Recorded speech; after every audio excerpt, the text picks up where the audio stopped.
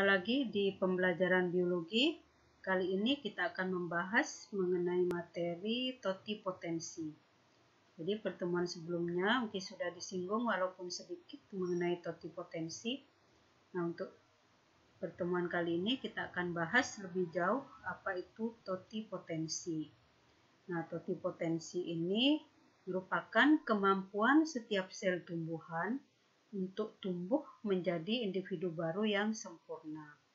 Jadi ini pernah dilakukan oleh seorang ahli biologi yang mengadakan eksperimen dengan cara mengambil satu sel empulur dari wortel, kemudian ditumbuhkan dan menjadi individu baru. Nah, teknik ini yang dinamakan dengan kultur jaringan. Nah, kultur jaringan di sini merupakan teknik perbanyakan tanaman dengan cara mengisolasi bagian tanaman, baik itu bagian jaringan akar, batang, daun, dan mata tunas. Nah, kemudian ditumbuhkan pada media buatan yang kaya nutrisi dan zat pengatur tumbuh secara aseptik dalam wadah tertutup yang tembus cahaya. Jadi itulah kultur jaringan. Nah, apa dasar dari teori kultur jaringan? Jadi ada beberapa dasar. Yang pertama yaitu sel dari suatu organisme multiseluler dimanapun letaknya itu sebenarnya sama dengan sel zigot. Kenapa demikian? Karena berasal dari satu sel tersebut. Kemudian yang kedua itu teori totipotensi sel ini artinya setiap sel memiliki potensi genetik seperti zigot, yaitu mampu memperbanyak diri dan berdiferensiasi menjadi tanaman yang lengkap. Sedangkan yang ketiga itu pada tumbuhan masih terdapat sel atau jaringan yang belum berdiferensiasi. Jadi ada beberapa sel, jadi tidak semua sel atau jaringan semuanya mengalami diferensiasi, namun ada beberapa bagian, yaitu jaringan meristem dan jaringan dasar. Jadi ini tahapannya, kemudian kita masuk tahapan kultur jaringan. Nah, tahapan dari kultur jaringan itu ada pembuatan media, inisiasi, sterilisasi, kemudian multiplikasi, yang kelima ada pengakaran, dan yang keenam aklimatisasi. Kita bahas satu persatu dari yang pertama yaitu pembuatan media. Nah, pembuatan media ini, komposisi media yang digunakan itu bergantung pada jenis tanaman yang akan dikultur. Nah, media yang digunakan biasanya terdiri dari garam mineral, vitamin, hormon, dan bahan tambahan seperti agar dan gula. Jadi yang jelas medianya banyak mengandung nutrisi. Kemudian yang kedua yaitu inisiasi. Inisiasi ini pengambilan eksplan dari bagian tanaman yang akan dikultur.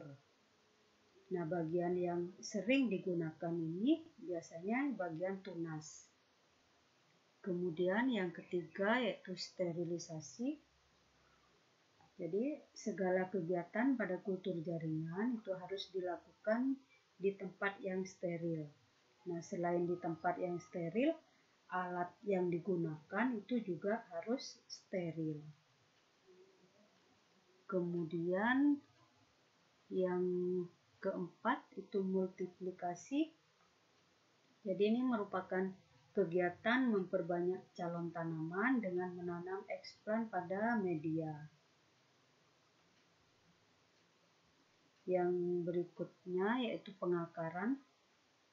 Nah, pada fase saat eksplan akan menunjukkan adanya pertumbuhan akar, ini menandai bahwa proses kultur jaringan itu sudah mulai berjalan dengan baik. Jadi dilihat dari munculnya akar nanti.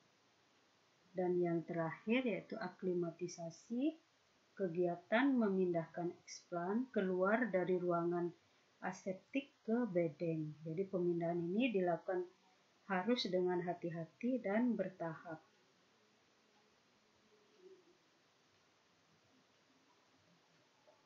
Yang selanjutnya yaitu ini proses dari kultur jaringan. Yang pertama, isolasi umbi akar. Kemudian yang kedua itu ada sterilisasi eksplan. Yang ketiga ada inokulasi eksplan. Yang keempat ada multiplikasi eksplan. Yang kelima ada penumbuhan eksplan, dan yang terakhir muncullah tanaman dewasa yang siap dikembangkan. Nah, di sini ini peralatan yang digunakan dalam kultur jaringan. Kemudian ini salah satu contoh tumbuhan yang bisa dikembangbiakkan dengan teknik kultur jaringan, yaitu biji anggrek.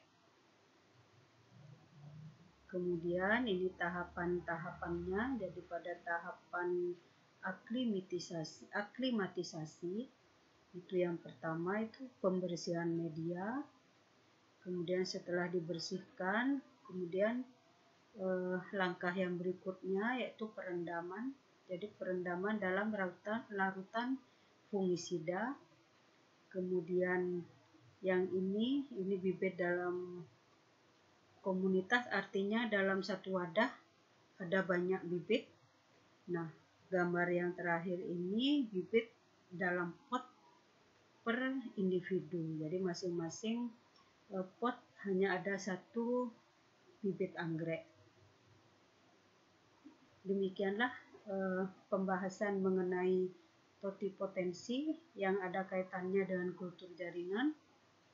Untuk pertemuan selanjutnya kita akan membahas mengenai jaringan hewan.